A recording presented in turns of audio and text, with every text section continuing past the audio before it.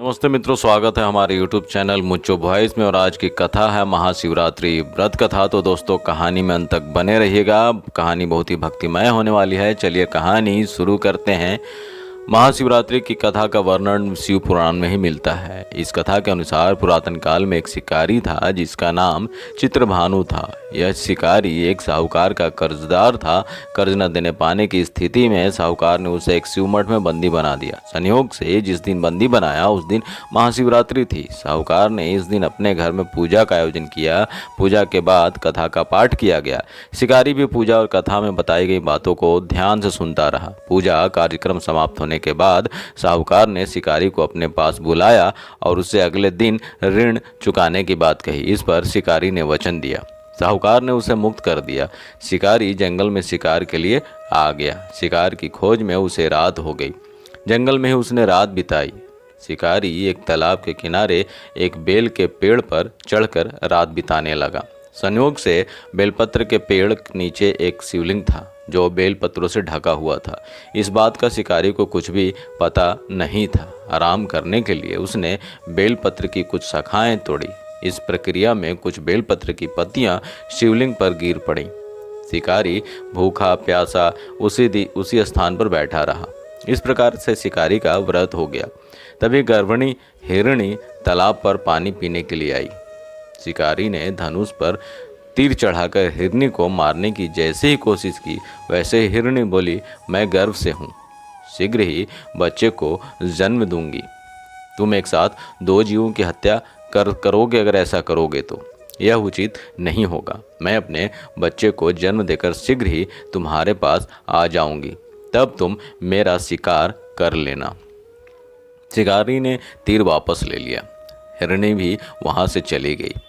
धनुष रखने में कुछ बिल्व पत्र पुनः टूटकर शिवलिंग पर गिर गए। इस प्रकार उससे अनजाने में ही प्रथम प्रहर की पूजा पूर्ण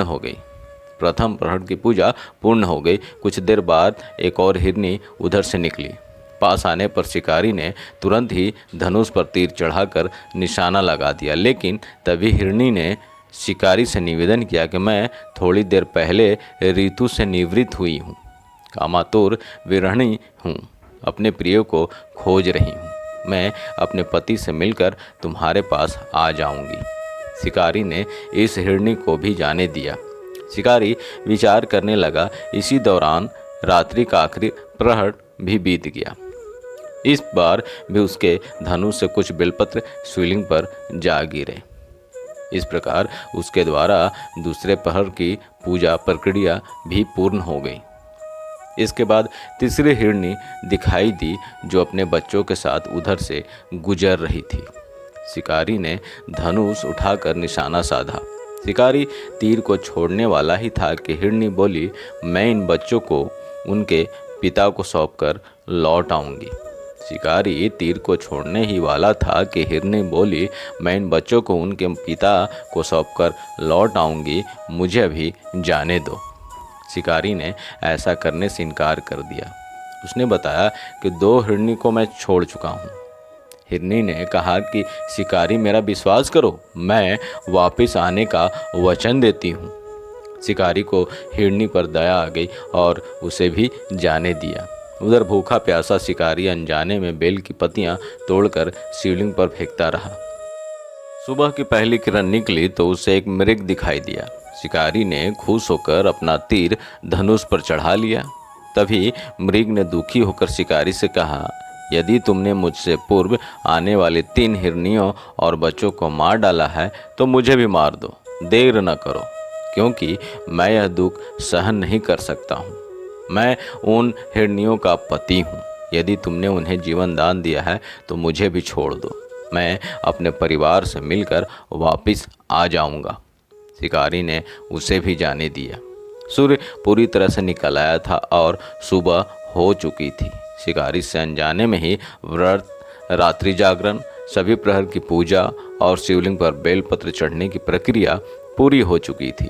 भगवान शिव की कृपा से उसे इसका फल तुरंत प्राप्त हुआ। शिकारी का मन निर्मल हो गया।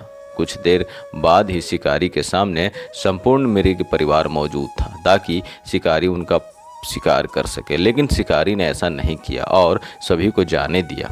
महाशिवरात्रि के दिन शिकारी द्वारा पूजन की विधि पूर्ण करने के कारण उसे मोक्ष प्राप्त हुआ। शिकारी की मृत्यु होने पर यमदूत उसे लेने आए तो शिवगणों ने उन्हें वापस भेज दिया। शिवगण शिकारी को लेकर शिवलोक आ गए। भगवान शिव की कृपा से ही अपने इस जन्म में राजा चित्रभानु स्वयं के पिछले जन्म को याद रख पाए और महाशिवरात्रि के महत्व को जानकर उसका अगले जन्म में भी पालन कर पाए। हे भोलेनाथ, हे शिव शंभु, हे महाकाल, जिस प्रकार आपने शिकारी को मोक्ष प्रदान करके जीवन मरण से चक्र से मुक्त करके अपना लोक प्रदान किया, उसी प्रकार सभी भक्तों पर भी अपनी कृपा बनाए रखना। जय शिव शंकर, जय महाकाल, हर हर महादेव। तो दोस्तों, कहानी को ध्यानपूर्वक सुनने के लिए आप सभी का बहुत बहुत धन्यवाद। और कहानी अच्छी लगी तो वीडियो को लाइक, शेयर और चैनल को सब्सक्राइब जरूर कर दीजिएगा। मिलते हैं अगली कहानी में एक नई वीडियो के साथ। तब तक के लिए अपना ध्यान रखें, स्वस्थ रहें, मस्त रहें। बहुत बहुत धन्यवाद आप सभी का।